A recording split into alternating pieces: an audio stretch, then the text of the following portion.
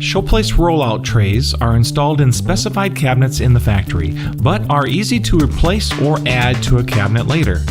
In this video, we are installing a pre-assembled rollout tray kit to demonstrate the process.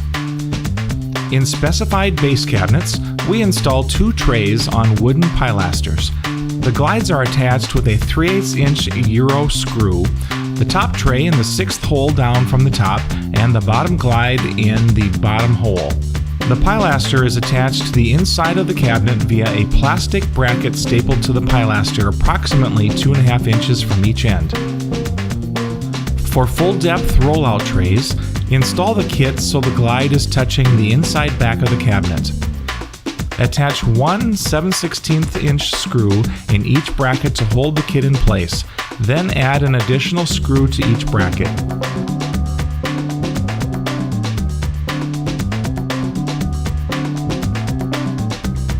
Once all 4 pilasters are secured to the cabinet, place each roll tray on the glide and push towards the back of the cabinet to lock the glide into the under drawer clip. Let's do it again. The glides are attached with a 3/8 inch Euro screw, the top tray in the 6th hole down from the top, and the bottom glide in the bottom hole. The pilaster is attached to the inside of the cabinet via a plastic bracket stapled to the pilaster approximately 2.5 inches from each end.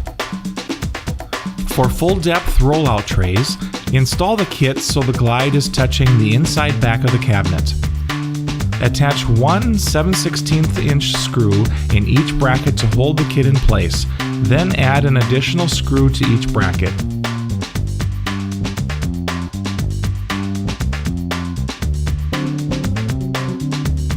Once all 4 pilasters are secured to the cabinet, place each roll tray on the glide and push towards the back of the cabinet to lock the glide into the under drawer clip.